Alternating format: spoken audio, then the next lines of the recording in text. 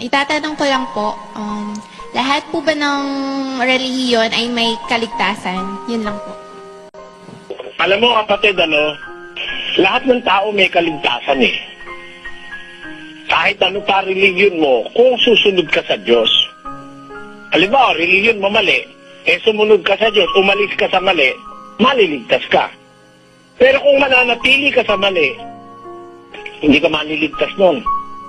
Pero kahit ano ka pang religion, pagka sumunod ka sa Diyos, halimbawa, sabi niya, umalis ka dun sa mali, maliligtas ka. Pag sumunod ka, pakinggan mo sa isang talata, 2 Korinto 6:17. Kaya nga, magsialis kayo sa kanila at magsihiwalay kayo, sabi ng Panginoon, at huwag kayong magsihipo ng mga bagay na marumi at kayo'y aking tatanggapin. Tatanggapin na ka ng Diyos di ba, Bradman? Opo. Kung aalis ka sa mali, umalis kayo sa kanila, maghihiwalay kayo, sabi ng Panginoon. Nakita mo, halimbawa, mali yung religion mo, umalis ka. Pag susunod ka rin lang sa Diyos, maliligtas ka. Paano ka susunod? Pag sinabi niya umalis ka, di umalis ka. Hindi ba ganoon? Umalis ka. Pag mali ang religion, umalis ka.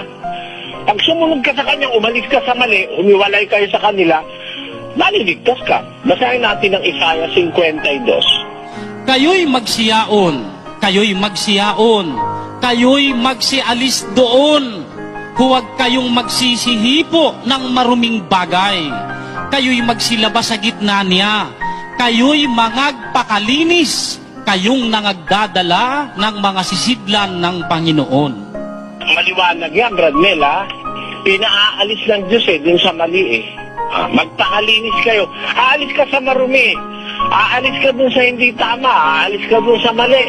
O sinasabi rin yan sa Roma 16. Ngayoy ipinamamanhi ko sa inyo, mga kapatid, natandaan ninyo yaong mga pinanggagalingan ng pagkakabahabahagi at ng mga katitisuran laban sa mga aral na inyong nangapag-aralan at kayo'y magsilayo sa kanila.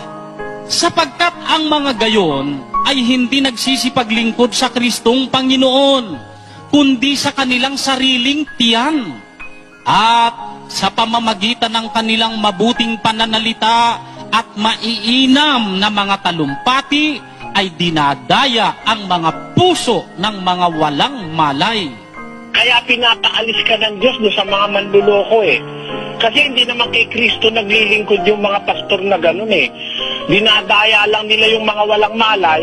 Ang pinaglilingkuran nila yung kanilang sariling mga tiyan. Ayun. Kaya umalis kayo sa kanila, humiwalay kayo, sabi ng Panginoon. Kaya kahit ano pang religion meron ka, kahit yung pinakamaling religion, maliligtas ka. Pag aalis ka, susunod ka sa Diyos na umalis ka sa mali, tatanggapin ka ng Diyos. Yun ang sagot ko sa'yo.